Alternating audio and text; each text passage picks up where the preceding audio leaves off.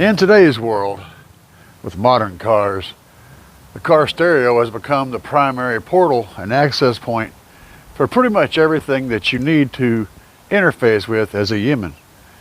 Now, the downside to that is, if its ability to do the music thing is limited or bad, it's kind of hard to replace that and get something else going so that you can get some good quality audio.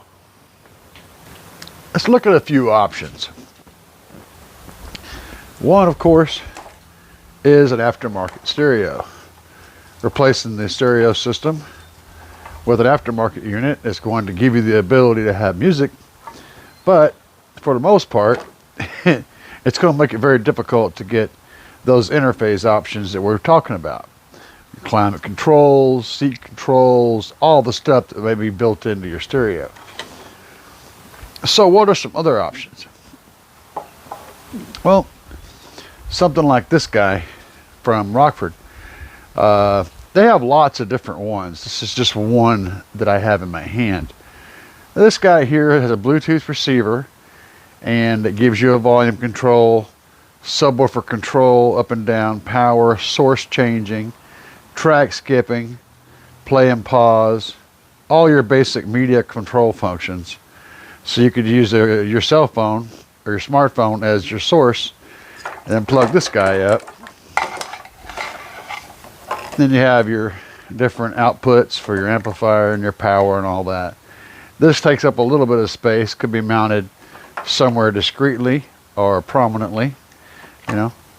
But you also have stuff like this guy.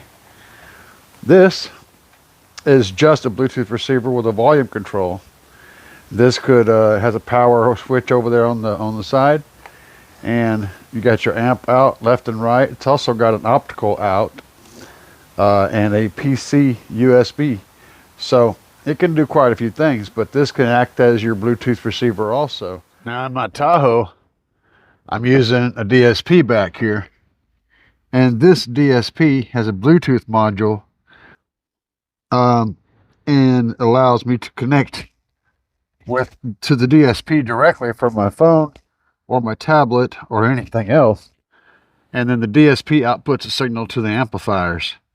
So I'm skipping a head unit altogether. In fact, what I'm using for a head unit is a tablet. I can get in here, do music, play whatever I want to play, movies, whatever, right here, and it connects straight up to my DSP. Now on this particular DSP from Audio Dynamics, which is the AD46AT, I've got an extra module installed which gives me these two knobs right here. And these two knobs, one of them is the volume control, the other one is a subwoofer control. And they run from wires from the DSP up here to the front, and I have them mounted up under here in this panel. So I have access to a volume control physical and a bass knob physical. Now that gives me the control that I would need to avoid having a stereo system. There's also that thing. This thing mounted on the dash can be a complete stereo system in itself. I'm using it as just a camera in the rear view so that I can see, because I have that wall back there. I don't have any rear view, so using that from my camera mounted back there gives me the ability to have, you know, see out the back. But it is absolutely 100% a stereo mounted on the dash. Now, regardless of what you're shopping for, if you're looking for anything car audio, Gale Force F1s, CustomSpeakerPods.com, tweeters, amplifiers, subwoofers.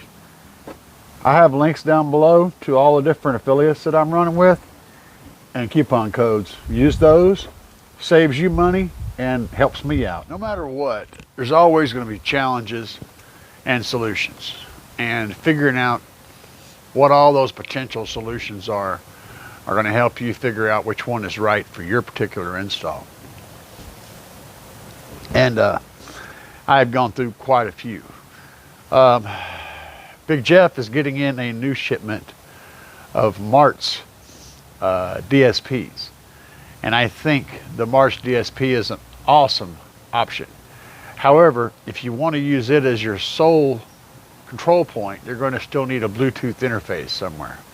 In which case, adding something like that Rockford Fosgate or one similar boat head unit. It's actually a boat head unit, is what it is. If you're looking for that, just look up boat head unit. You could head over to Amazon and use that. I do have an affiliate link at Amazon. If you would use that affiliate link, it'd be awesome. But regardless, you're looking for a boat head unit. Something that gives you a Bluetooth receiver input and then an output of at least a left and a right channel, and it has at least a volume control built into it. That's the minimum. If you got that, you can mount that anywhere and have a good physical volume control. I like that. Another case where you might want to do something like this is in really old antique cars. They do make aftermarket radios that you can buy that look like an old radio but have the functionality of a new one. But if you're wanting to keep that original and just get some music in there, having an amplifier with a Bluetooth receiver on it in the trunk and using your phone for the volume control and the tracks and all the information could absolutely work. You know, having a phone as a volume control kind of sucks because the volume moves up and down in rather large chunks. It's not a smooth, small increments, so it's not perfect. It's better if you have a volume control that's on a knob to it, something that has a lot more small increments that can move up and down. It's going to be a better place for you. But either way it goes, it's totally an option if you're working with, you know, limited stuff.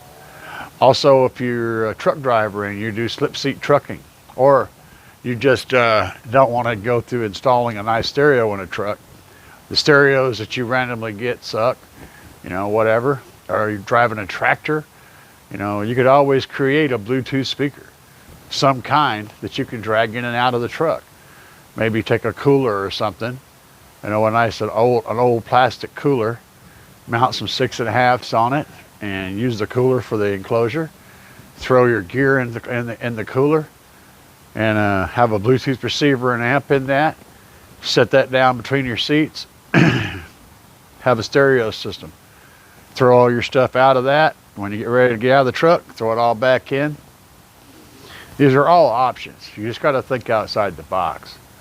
And when it comes to doing crazy stuff that we do, you've got to get outside of the box, because today with modern vehicles, we're moving further and further into that territory where it's pretty much impossible or very difficult and very expensive to replace those head units with something that works.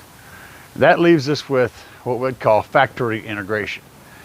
And if you're having to do that, there's many different avenues you could take. But ultimately what you want is something that can pick up a speaker signal from the factory head unit and get it into an amplifier to get your, you know, ability to make really good sounding stuff.